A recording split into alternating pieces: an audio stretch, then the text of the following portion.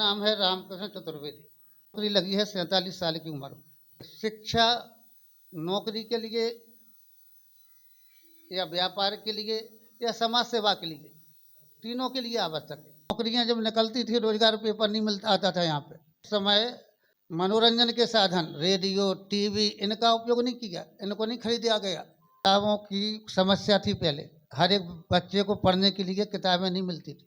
कि शरीर से थकान होने लगी थी, अब रोजगार तो चाहिए था। अभी हमारी उम्र है 53 साल। बच्चों पढ़ाने में इंटरेस्ट था। अगर सरकारी नौकरी का लक्ष्य होता तो बहुत पहले लग गए होते। इस समय सरकारी नौकरियों का नहीं है। इंटरेस्ट जब नहीं होता है जब उसके कॉन्सेप्ट क्लियर नहीं हो। मदद करने में ही मानसिक शांति प्राप्त होती है। तो हमारा लक्ष्य रहता था कि बच्चे ज़्यादा से ज़्यादा अच्छे नंबर लाएं, उनका परसेंटेज बढ़े। नौकरी का लक्ष्य होता तो 20-22 साल में हमारी नौकरी लग जाती। आज के करोड़ों रुपए कमा रहे, 50 रुपये तक में सेंट्रल स्कूल के 11वीं 12वीं के बच्चों को पढ़ाया है। हमारी शादी 1994 में 25 साल की उम्र में हुई थी। बहुत बड़े बड़े टूर्नामेंट हुआ करते थे क्रिकेट का उपयोग कर रहे हैं तो उनकी मानसिक क्षमता कम हो रही है। लक्ष्य बना लो कि हमें चाहे खेल के क्षेत्र में जाना है या नौकरी के क्षेत्र में जाना है या व्यापार के क्षेत्र में जाना है। लोग अनुशासन में पड़े बड़े हैं। हमारे भी पिताजी, उनके भी पिताजी, शुरू से अनुशासन है। समस्या आ रही हो तो अपने गार्जियन बड़ों से सलाह ले लें। माता पिता भेदभाव करते थे, लड़कियों को कॉलेज नहीं भेजते थे। आत्मनिर्भर होना जरूरी है, शादी जरूरी नहीं है। कर्जा तो है अभी, लेकर समाज स्वीकार नहीं कर रहा है। कोरोना काल में बहुत कई बार बनाया है, सबको खिलाया भी।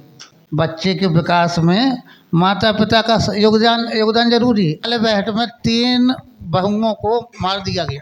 प्रूफ खुद को कर लिया एक बार, फिर दहेज प्रथा की हमें नहीं लगता कि किसी को कोई चिंता होगी। शिक्षा और स्वास्थ्य इन दोनों का व्यवसायीकरण हो चुका है। असफल हो जाओ तो निराश नहीं होना चाहिए। कोचिंग में संतुष्टि जाना थी। आगामी भविष्य कंप्यूटरी का है और आपको बहुत बहुत धन्यवाद कि तालवर जैसे स्थान में आपने कंप्यूटर का अच्छा इंस्टीट्यूट खोला। शिक्षा ग्रहण करो तो रुचि अगर आपकी है तो उस हिसाब के कोर्स कर लो, उस क्षेत्र में जाके आगे बढ़ सकते हो। अगर हम दैनिक क्रियाकलापों पर फंसे रहेंगे, स्वास्थ्य पर ध्यान नहीं देंगे, स्वास्थ्य खराब हो जाएगा। एसी वाले को कम देना चाहिए, इसे ज़्यादा देना चाहिए। जब आपको देख के दूसरे देखेंगे तो वो लोग भी वही करेंगे। जो जिस टाइम सर कोचिंग पढ़ाते उस टाइम कोई बेच नहीं कर सकता था अपना। जीडीएस के संस्थापक अचल भैया जी को तहे दिल से शुक्रिया अदा करना चाहते। लोग पढ़ाई के साथ साथ कंप्यूटर एजुकेशन को भी थोड़ा सा महत्व दें, क्योंकि कंप्यूटर एक बात ऐसी चीज़ है जो 1 बाई 1 के एरिया में भी आपको पूरी दुनिया समावित किए रखे। जो आपको है उसमें बहुत बड़ा आपका सारथी बनने का काम कंप्यूटर करता है।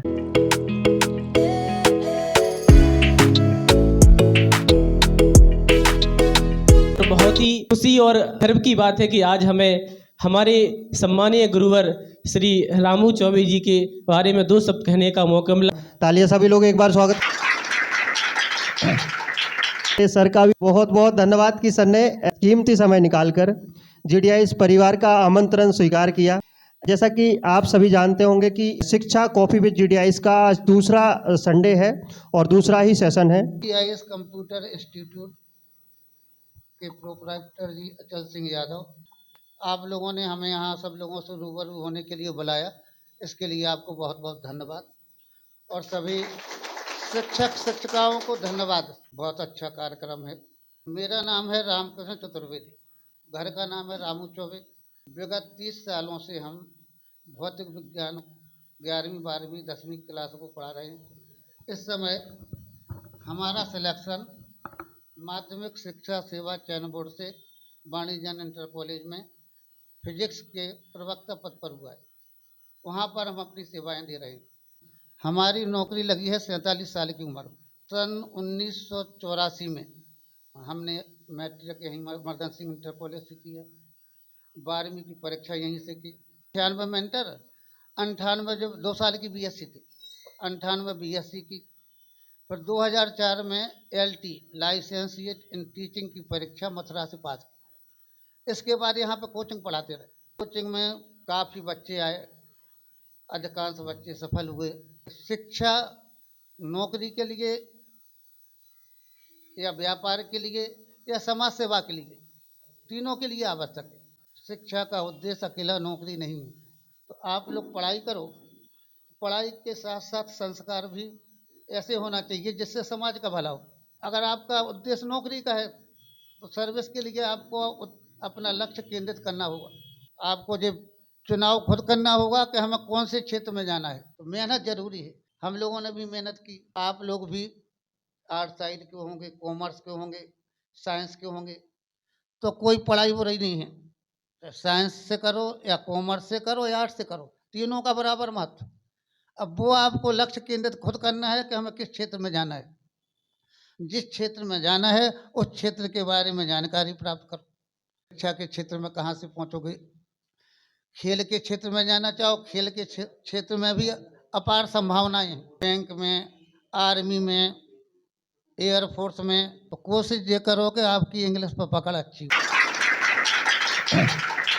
के लिए दो पंक्तियां कहना चाहेंगे। गुरु गोविंदो खरे काके लागू पाए, बलिहारी गुरु आपने गोविंदियो बताए। हमारे भाई बहनों के साथ हैं, वो परिस्थितियां थीं या फिर आप पूरी तरह से स्वतंत्र थे? हमारा देश विकासशील देश है। शिक्षा के क्षेत्र में परिस्थितियां पहले ज़्यादा थी, आज परिस्थितियां बहुत कम हैं। पहले हर एक व्यक्ति के पास रोजगार नहीं था, पैसा नहीं था। दूसरा, स्कूलों की कमी थी हर एक क्षेत्र में। नौकरियां जब निकलती थी रोजगार पेपर नहीं मिलता आता था यहाँ पे। आज तो समाचार पत्र में, मोबाइल में हैं कई ऐसे स्रोत हैं जिनसे आपको नौकरियों की जानकारी हो जाती है। तो हम लोगों ने मेहनत तो की है। घर पे भी उतना पैसा नहीं था पिताजी के पास। पिताजी हमारे टीचर रहे इमरजेंसी इंटर कॉलेज, तो उनकी जो तनख्वाह थी उस समय बहुत कम थी टीचरों। हमारे दो छोटे भाई, सिस्टर, सभी लोग पोस्ट ग्रेजुएट हैं, सबको उन्होंने पढ़ाया है। तो घर में उस समय मनोरंजन के साधन, रेडियो, टीवी, इनका उपयोग नहीं किया, इनको नहीं खरीदा गया। उन्होंने अपनी मेहनत के पैसे से हम लोगों को पढ़ाया है। तो आज स्थिति सबकी अच्छी है। केवल शारीरिक समस्या हो सकती है, वातावरण ऐसा है कि तुम्हें सूचनाएं सब प्रकार से मिल रही। पहले तो सूचना का स्रोत ही नहीं था, यही मालूम नहीं पड़ता था कि हम कौन सी लाइन पकड़ें, कौन कौन सी नौकरी होती हैं। रोजगार समाचार लेने के लिए झांसी जाना पड़ता था, हाथ से फार्म भरे जाते थे पेन से। आज तो छपे छपे फॉर्म आ रहे, ऑनलाइन फार्म भरे जा रहे, तो उस समय समस्याएं जाना थी। बुक्स भी इतना उपलब्ध नहीं होती थी, प्रकाशन भी बहुत बढ़ गए हैं। आज अपडेटेड बुक्स आने लगी। बुक्स बहुत कम थी, एक दो कंपनियां अपनी किताबें निकालती थी। आज तो कई कंपनियां हो गई हैं। आपके मोबाइल ही में PDF वगैरह है जिनसे आप किताबें देख सकते हो। किताबों की समस्या थी पहले, हर एक बच्चे को पढ़ने के लिए किताबें नहीं मिलती थी। एक दूसरे की मांग के काम चलाते थे। और उस समय अधिकांश लोग अशिक्षित भी थे, उन्हें खुद मुझे मालूम नहीं था कि नौकरी या पढ़ाई से लाभ क्या है। आपने करीब तालबेट में 20 से 25 साल तक फिजिक्स की कोचिंग पढ़ाई है, फिर आपने इस कोचिंग को बंद क्यों किया और आपने मतलब दूसरा मार्ग क्यों बदला? 20-25 साल तक हमने कोचिंग पढ़ाई। कोचिंग के बाद क्या है कि अब शरीर से थकान होने लगी थी, अब रोजगार तो चाहिए था। तो रोजगार के लिए फिर हमने लेक्चरर की नौकरी अपनी बंद करना इसलिए पड़ा कि जब सरकारी नौकरी में कोई हो तो फिर कोचिंग पर रोक लगी। अभी हमारी उम्र है 53 साल, तो धीरे धीरे उम्र कम होना है, शरीर की ताकत भी कम होना है, तो फिर हम उतना श्रम भी नहीं कर पाते। सर, जैसे आपने इस समय गवर्नमेंट जॉब को चुना, क्या आपका सपना शुरू से ही था कि अभी रैंडमली बाद में ही बना? हमारी 2 बार सर्विस लगी है। एक बार GIC जखौरा में लगी है, तो उस समय सैलरी भी कम थी। सैलरी टीचर की थी 1500 रुपये। तो यहाँ पर कोचिंग पे भी हमें पैसा मिलता था, और दूसरे कोचिंग के अलावा बच्चों पढ़ाने में इंटरेस्ट था। यहाँ पर आर्मी के बच्चे भी आते थे, सेंट्रल स्कूल के आते थे, लोकल के UP बोर्ड वाले बच्चे भी आते थे। तो हमारा लक्ष्य सरकारी नौकरी का था नहीं।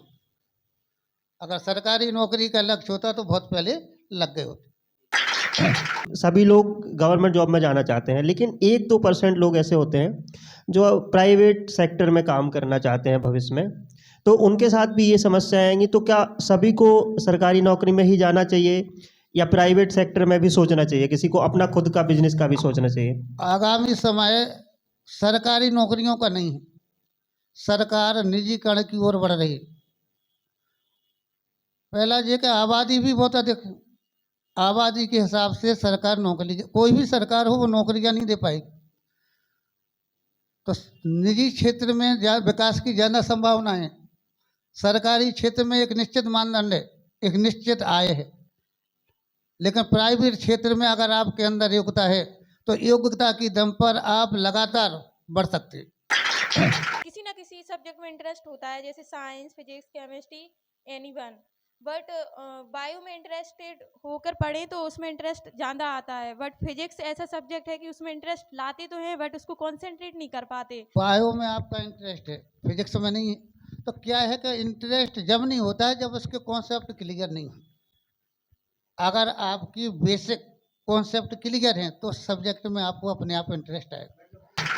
क्योंकि स्टार्टिंग में अच्छे टीचर्स से मार्गदर्शन नहीं मिला, अभी टीचर्स मिले हैं तो मतलब बेसिक चीज़ें अभी क्लियर कर पा रहे हैं। तो लेट हो सकते हैं, समझ में आती भी हैं, बट जो छूट चुका है उसको कैच नहीं कर पाते जल्दी। तो पहले पढ़ाई नहीं की, अभी कर सकती हूँ, मेहनत ज़्यादा करना पड़ेगी, कॉन्सेप्ट क्लियर कर सकती हूँ अभी। आप सब लोगों की मतलब हमेशा मदद करने के लिए तैयार रहते हो? जो तो अपनी अपनी हॉबी है, हमारी हॉबी है मदद करने की। मदद करने में ही मानसिक शांति प्राप्त होती है। सर, जिस समय हम आपके पास अध्ययन कर रहे थे उस दौर में ना तो आपने कभी अनावश्यक बात की किसी भी अदर टॉपिक पे और टीचर की अपेक्षा एग्जाम के हिसाब से यदि कोई कोर्स आपको लगता था कि यदि समय पे पूरा नहीं हो रहा तो आप खुद उनको प्रिपेयर करते थे, नोट्स बनाते थे और बच्चों को डिस्ट्रीब्यूट कराते थे। और इसमें आपका समय भी थोड़ा बहुत लगता होगा, तो फिर आप अपने पारिवारिक जो समय को कैसे मैनेज करते हो? क्या हम बच्चों को शिक्षा दे रहे हैं, अगर कोर्स नहीं हो पा रहा है टाइम निकालेंगे, परिवार तो है ही, आगे बढ़ेंगे, परिवार तो बढ़ ही रहा है आगे। तो हमारा लक्ष्य रहता था कि बच्चे ज़्यादा से ज़्यादा अच्छे नंबर लाएं, उनका परसेंटेज बढ़े, तो उनके साथ में मेहनत करने में हमें कोई दिक्कत नहीं थी।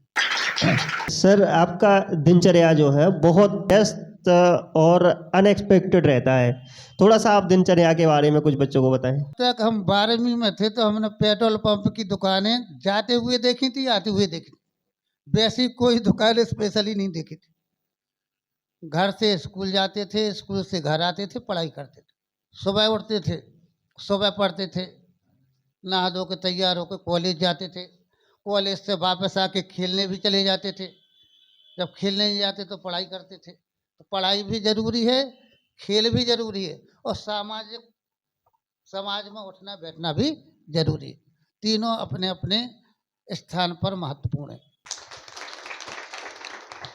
हम लोग के दौर में थे उस समय आपको डीमोटिवेशन भी कई तरीके से मिलता होगा, तो उसको आप दूर कैसे करते थे पढ़ाई के बीच में से? डिमोशन के भी बहुत कि नौकरी नहीं लगेगी, इतना पढ़ने का क्या फ़ायदा, इतना फाइनेंशियली स्टेबल नहीं है, इतना समय दे रहे हैं, सब चीज़ें, समस्याओं को कैसे समाधान करते थे आप? कोचिंग के टाइम पर चूँकि हमारा लक्ष्य सरकारी नौकरी का नहीं था, लक्ष्य सरकारी नौकरी का नहीं था। अगर सरकारी नौकरी का लक्ष्य होता तो 20-22 साल में हमारी नौकरी लग जाती। जे के टायर में हमारी नौकरी लग गई थी बीएससी के बाद, तो वो हम 5-6 दिन करके घर आ गए थे। टीचिंग लाइन में भी 94 में लग गई थी हमारी जीआईसी जखौरा में, तो वहाँ 94 में हम पढ़ा के फिर घर छोड़ के भाग गए। तो हमारा लक्ष्य सरकारी नौकरी का नहीं था। चूँकि बच्चों को कोचिंग पढ़ाते थे, किसी बच्चे से ज़बरदस्ती फीस वसूल नहीं की, जिसने दे दिया, जितना दे दिया उतना ले लिया, तो उस समय हमारा खर्चा आराम से चलता था। मदद करने में जाना हमें अच्छा लगता था। पैसा हमारा लक्ष्य नहीं था, पैसा लक्ष्य होता तो बहुत पैसा कमा लेते। हमारे साथ के करोड़ों रुपए कमा रहे हैं। कोटा या मथुरा में भी हमने कोचिंग की।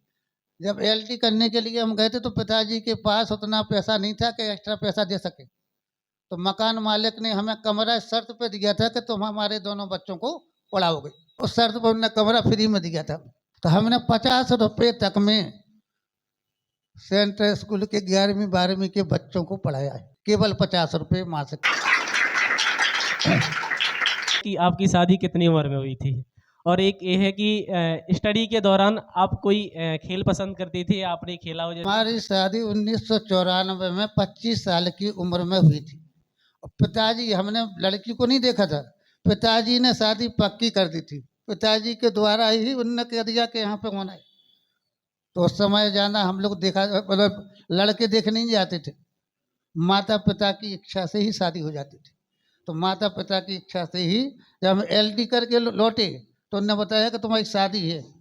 पहले मोबाइल वगैरह तो थे नहीं। तो जब हम 94 में मई में लौटे थे और जून में शादी हो गई थी। पहले तालबेहट में बहुत बड़े बड़े टूर्नामेंट हुआ करते थे क्रिकेट के, बाहर की बहुत सारी टीमें तालबेहट आती थी, यहाँ की टीमें भी बाहर जाया करती थी।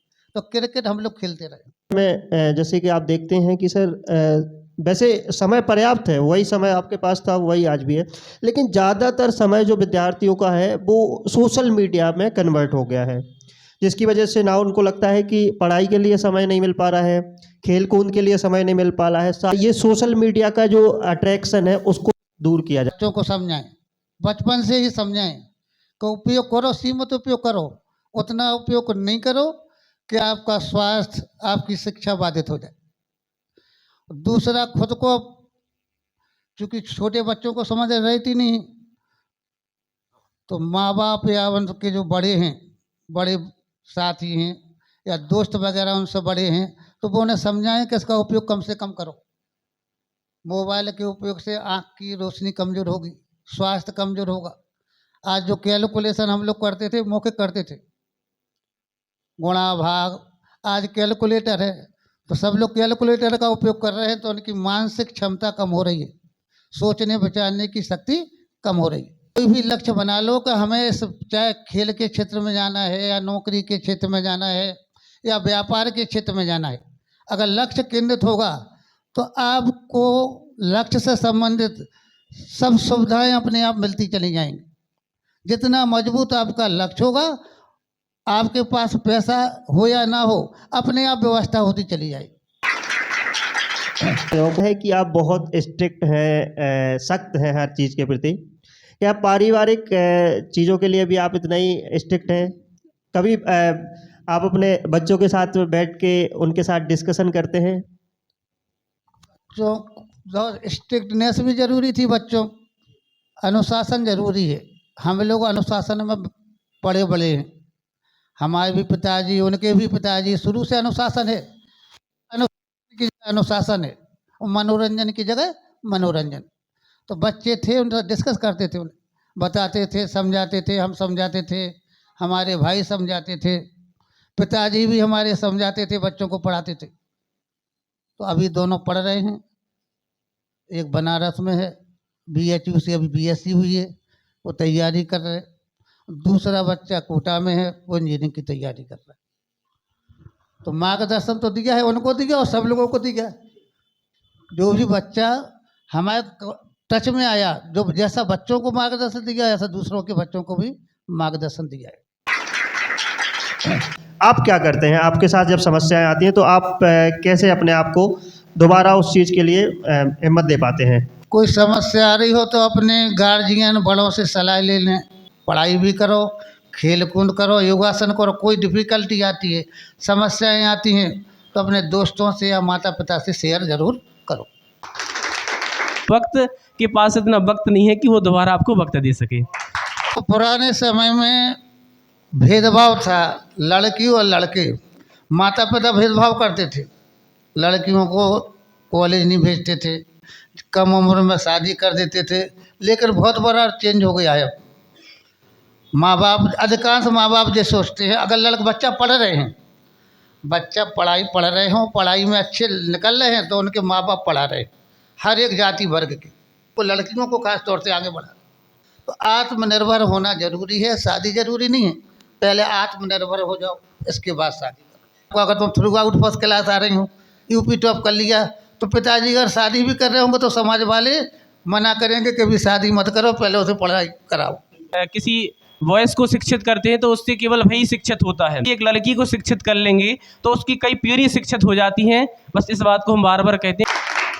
सर, भेदभाव की जैसे बात चल रही है लड़का और लड़की की, तो भेदभाव लगभग शुरुआत हर घर से होती है। जब कोई खाना बनाने की बात आती है तो लड़की ही सबसे पहले या महिला का ही नाम आता है। और अगर कोई बाहर की कोई चीज़ हो, जैसे कोई चीज़ ख़राब हो जाए, बाहर से दरवाने की बात आए या कोई ड्राइव करने की बात आए तो लड़के का। तो ये हर घर की शुरुआत से ही भेदभाव किया जा रहा है। तो इस बारे में आपका क्या ख्याल है, क्योंकि अभी भी इतना शिक्षित समाज होने के बाद भी वो चीज़ दूर नहीं हो रही है। अपने यहाँ की समाज शिक्षित नहीं है। पश्चिमी जो देश हैं वहाँ पर लड़कियों को रोटी बनाना जरूरी नहीं है, वो काम लड़का कर रहा है वो लड़कियाँ करे, दोनों को बराबर का दर्जा है। यहाँ पर दर्जा तो है अभी, लेकिन समाज स्वीकार नहीं कर रहा है।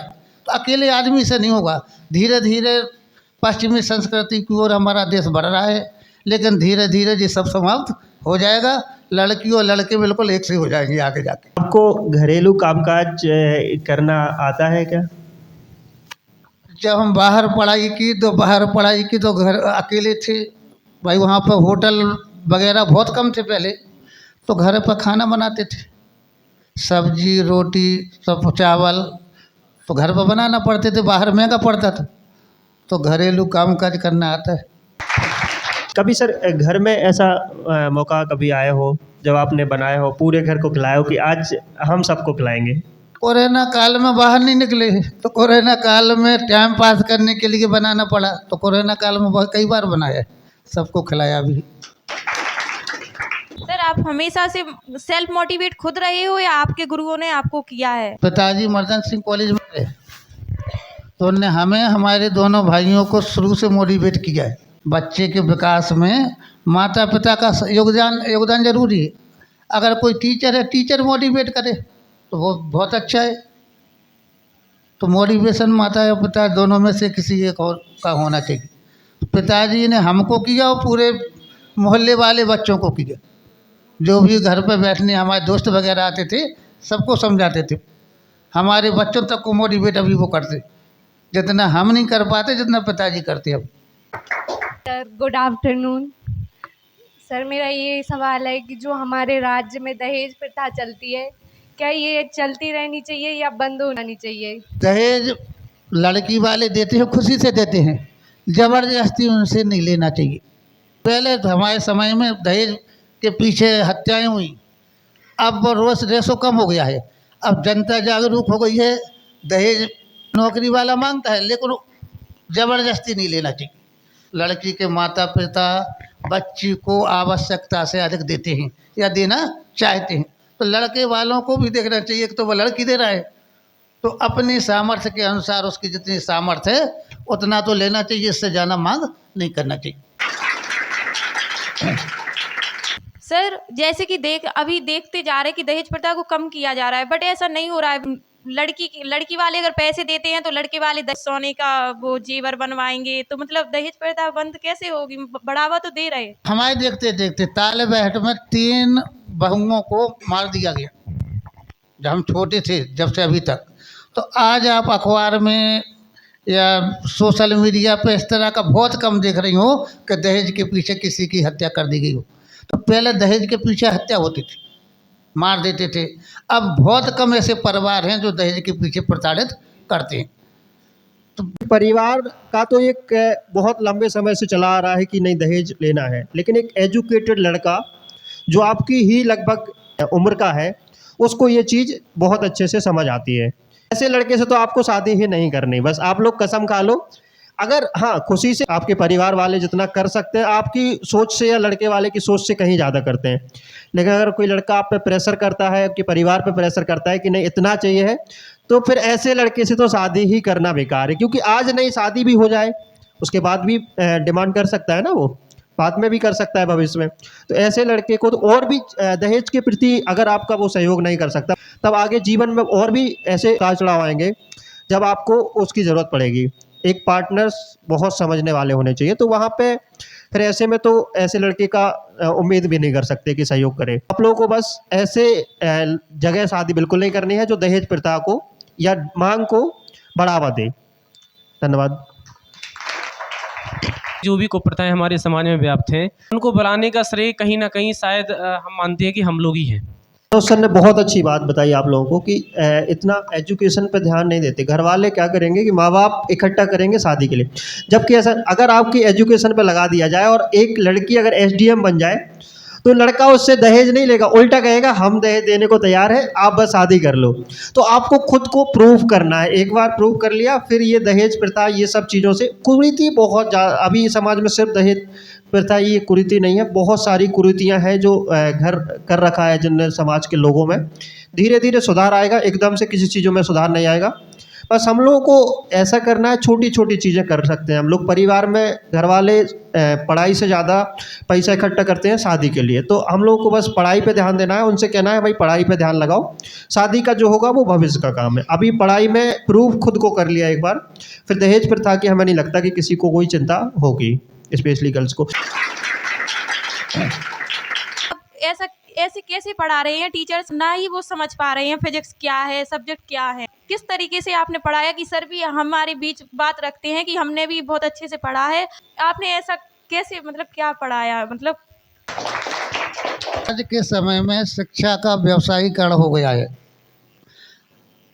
बच्चे के जो टीचर हैं अधिकांश, तो उन्हें इस बात से लेना देना नहीं है कि बच्चा क्या सीख रहे।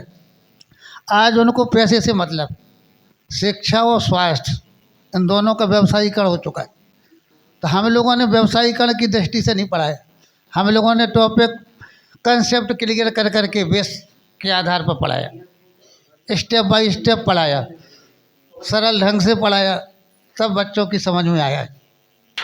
सभी विद्यार्थी ना सभी सोचते हैं कि आपके अंदर बहुत क्वालिटीज़ हैं जीवन में, लेकिन ये शायद आप ही को पता होगा कि कुछ नेगेटिविटी है जो चीज़ें विद्यार्थियों को नहीं लेनी चाहिए। ऐसी कौन सी आपको अपने आप में लगती है कि कुछ नेगेटिविटीज़? हतोत्साहित नहीं होना चाहिए। कोई आप बार बार प्रयास कर रहे हैं, कोई काम या टेस्ट दे रहे हैं, किसी क्षेत्र में आगे बढ़ रहे हैं, अगर कोई ब्रेक हो जाए, असफल हो जाओ तो निराश नहीं होना चाहिए। दूसरे लोगों को देख के और आगे बढ़ना चाहिए। तो एक बार हो गए, दो बार हो गए, अगर लक्ष्य के पीछे लगे रहोगे तो लास्ट में सफल जरूर हो। सर आपने बहुत लंबे समय तक कोचिंग पढ़ाई, उसके बाद अभी कॉलेज में भी गवर्नमेंट जॉब कर रहे हैं। आपको क्या अंतर दोनों में लगा कि इसमें आपको संतुष्टि ज़्यादा थी या वहाँ संतुष्टि ज़्यादा है? कोचिंग में संतुष्टि ज़्यादा थी। कोचिंग में चूँकि मेहनत ज़्यादा होती है, यहाँ पे 1 घंटा का एक पीरियड होता है, वहाँ पे 30 मिनट पढ़ाना पड़ता है, 4 पीरियड होते हैं, 1 घंटा 20 मिनट पढ़ाना पड़ता है, वहाँ 6 घंटा पढ़ाना पड़ता है। तो 6 घंटे की मेहनत अब हमारी बस की नहीं है। पैसा इसमें ज़्यादा है, पैसा घर के घर बैठे हैं, कहीं जाना नहीं है, किसी का दबाव नहीं है, पैसा ज़्यादा है, लेकिन सिक्योरिटी फॉर लाइफ की नहीं है। हमारे यहाँ सर कंप्यूटर सिखाए जाते हैं बच्चों को। हम कोशिश हमेशा ये करते हैं कि पढ़ाई के साथ साथ कंप्यूटर क्षेत्र में भी विद्यार्थी बहुत आगे जाए, क्योंकि कंप्यूटर का समय आजकल आ गया है। लगभग 90% चीज़ें आजकल भी कंप्यूटर पर हो गई। आने वाले समय में 100% जो चीज़ें हैं वो कंप्यूटर पे ही काम होने वाले हैं। कंप्यूटर की शिक्षा के बगैर पूर्ण शिक्षा है ही नहीं, अकेली शिक्षा। तो इस बारे में आपका क्या ख्याल है कंप्यूटर शिक्षा के बारे में? आगामी भविष्य कंप्यूटर ही का है। बिना कंप्यूटर के कोई शिक्षा ग्रहण नहीं कर पाएगा। कंप्यूटर की शिक्षा का होना आवश्यक है। किसी भी प्रकार की आप पढ़ाई करेंगी, अगर कंप्यूटर का ज्ञान होगा तो उससे आपकी पढ़ाई आसान होगी, उसमें आप देख लेंगे सब। तो कंप्यूटर का ज्ञान होना आवश्यक है। और आपको बहुत बहुत धन्यवाद कि तालवर जैसे स्थान में आपने कंप्यूटर का अच्छा इंस्टीट्यूट खोला और बच्चों का मार्गदर्शन कर रहे हो। और अब हमारे गुरुओं के गुरु रामू सर की बात सुनिए। रामू सर की कोचिंग में लेट जाना थोड़ा, और रूम के बाहर बैठ जाना। एक वहाँ पे एक दरवाज़ा था, टेबल पीछे डली रहती थी, तो वहाँ पे बैठ जाना और सर के देखते ही अपना चेहरा झुका लेना। क्या दिन थे वो हमारे स्कूल के। विद्यार्थी जीवन का प्लस शिक्षक जीवन का आपको बहुत लंबे समय से अनुभव है। कुछ अंततः मैसेज जो हमेशा मोटिवेशन के रूप में काम करे। शिक्षा ग्रहण करो, शिक्षा का होना आवश्यक है। तो पहले तो यही कि सब लोग अपने शिक्षा ग्रहण करो, चाहे आर्ट साइड की हो, साइंस साइड की हो, कॉमर्स की हो। शिक्षा ग्रहण करने के बाद उसका समाज में उपयोग करो, दूसरों को शिक्षा देकर किसी न किसी प्रकार की अपने से कमजोर लोगों की मदद जरूर करो। तभी आपका शिक्षित होना कहलाएगा। नमस्ते सर। सर हमें आपसे ये पूछना है, जैसे अब कोई भी वैकेंसी आती है तो बहुत कम निकलती है, लेकिन फॉर्म बहुत सारे लोग भरते हैं उसके, तो सभी लोग सफल नहीं हो पाते हैं। तो जो सफल नहीं होते हैं और अंततः वो मतलब रह जाते हैं, तो उन्हें अपने जीवन में मतलब कौन सा व्यवसाय या कुछ भी काम करना चाहिए जिससे उनका जो वो करना चाहते थे उसमें उन्हें शिक्षा और आगे मिल पाए। आबादी में हमारे देश का संसार में दूसरा नंबर है। कोई भी रहे वो इतने रोजगार नहीं दे सकते। तो रोजगार कम होगी, सर्विस कम होगी तो कंपटीशन ज़्यादा होगा। बच्चे मेहनत कर रहे हैं, सबका IQ लेवल एक साथ, किसी IQ तेज होती है, किसी की कम होती है। तो अगर नौकरी नहीं लग रही नहीं है, नौकरी के अलावा आप जिस क्षेत्र में आपकी रुचि हो, कई क्षेत्र हैं, पत्रकारिता का क्षेत्र, कई क्षेत्र हैं जिसमें आपकी रुचि हो, तो रुचि अगर आपकी है तो उस हिसाब के कोर्स कर लो, उस क्षेत्र में जाके आगे बढ़ सकते हो।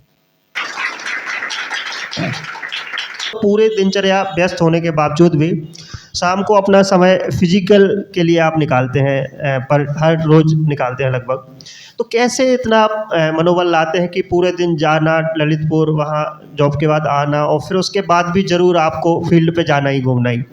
कि स्वस्थ रहने के लिए घूमना भी जरूरी है। अगर हम दैनिक क्रियाकलापों पर फंसे रहेंगे, स्वास्थ्य पर ध्यान नहीं देंगे, स्वास्थ्य खराब हो जाएगा। कहीं ना कहीं से टाइम निकाल कर घूमने जरूर जाते। जैसे हमारे भारत में कार्य को लेकर बहुत बड़ी मानसिकता है कि जो मतलब अगर कोई इंसान AC में बैठ के 35,000 रुपये कमा रहा है और कोई रोड साइड वर्क करके अगर 50,000 भी कमा रहा है, तो AC वाले की वैल्यू ज़्यादा होती है रोड वाले से। को इक्वालिटी करने के लिए हम लोगों को क्या कोशिशें करनी चाहिए जिससे समानता आए सभी में? अब सब लोगों को जिसे सम्मान नहीं मिल रहा है उसे सम्मान देना चाहिए। समाज की सोच जब भी बदलेगी जब हम सब लोग उनको सम्मान दें। आपको उसे ज़्यादा सम्मान AC वाले को कम देना चाहिए, इसे ज़्यादा देना चाहिए। जब आपको देख के दूसरे देखेंगे तो वो लोग भी वही करेंगे। सर के टाइमिंग से तीनों चार कोचिंग चलती थी। जिस टाइम सर का कोचिंग टाइम हो जाता था उसी प्रकार से श्याम सुंदर सर, खरी और JD सर कोचिंग करते थे। तो इसका क्या कारण है? मतलब सर जब जिस टाइम सर कोचिंग पढ़ाते थे उस टाइम कोई बैच नहीं कर सकता था अपना, सर के हिसाब से सारे बैच लगते थे। ये समझ में नहीं आया। बहुत मतलब आपका क्वेश्चन तो सही है। भी लगभग 2 वर्ष से कंप्यूटर संस्थान को समय दे रहे हैं, साथ साथ हमने सोचा कि कुछ एक्स्ट्रा भी किया जाए जो शायद कोई नहीं कर रहा है। हमने ये इनिशिएटिव चालू करी है पिछले रविवार से। ये सेकंड सेशन हमारा कॉफ़ी विद GDIs का है। आपके साथ में ये रहा है सेशन। आपको क्या ऐसा लगता है कि ये सेशन से क्या बच्चों को फ़ायदा वाकई होने वाला है? भविष्य के लिए कैसा उभर के आएगी सर? आपका जो सेशन है जी हमें बहुत अच्छा लगा। इतने सारे छात्र छात्राओं से फेस टू फेस मिलने का हमें भी मौका मिला और हमारे मन में जो थी उन लोगों को हमने उस हिसाब से उन्हें समझाया। और अब भी आगे भी उनसे उनको किसी को प्रॉब्लम हो, डाउट हो तो उनके लिए मार्गदर्शन करते रहेंगे हम। GDIs के संस्थापक अचल भैया जी को तहे दिल से शुक्रिया अदा करना चाहते हैं कि ऐसे मंच पर जहाँ कभी हमने कल्पना नहीं की थी कि कभी गुरु के बारे में हम अपने 2 शब्द बोल पाएँ, ऐसा कभी मौका या परिस्थिति नहीं बन पाई। और साथ में अपने गुरु जी के चरणों में बारंबार अभिनंदन नमन करते हैं कि आपने इतना हम लोगों को सौभाग्यशाली समझा और आपने अपना समय दिया। जितने भी स्टूडेंट बैठे हैं सबके मन में किसी ना किसी प्रकार का एक क्वेश्चन जरूर चल रहा होगा कि सर से हम ये क्वेश्चन पूछें, लेकिन यहाँ पर हिचकिचाहट की मारे हम कोई भी क्वेश्चन नहीं पूछ पा रहे हैं। इस हिचकिचाहट को हम कैसे दूर करें? लोगों को बोलने में हिचकिचाहट लगती है तो वो तो ग्रुप डिस्कशन से दूर होगी। बच्चों को आपस में बैठना चाहिए, डिस्कस, कोई सब्जेक्ट के ऊपर डिस्कस, पूछताछ, खड़ा होकर दूसरे से पूछे, तब धीरे धीरे ये हिचकिचाहट दूर होगी। लोग पढ़ाई के साथ साथ कंप्यूटर एजुकेशन को भी थोड़ा सा महत्व दें, क्योंकि कंप्यूटर एक बात ऐसी चीज़ है जो 1 बाई 1 के एरिया में भी आपको पूरी दुनिया समावित किए रखे। जैसे फ़ोन भी है तो एक कंप्यूटर ही है एक तरीके से। तो आप लोग अपने शिक्षा में कंप्यूटर को भी जगह दें, क्योंकि ये आपके पढ़ाई को आसान बनाएगा। लक्ष्य जो आपको है उसमें बहुत बड़ा आपका सारथी बनने का काम कंप्यूटर करता है।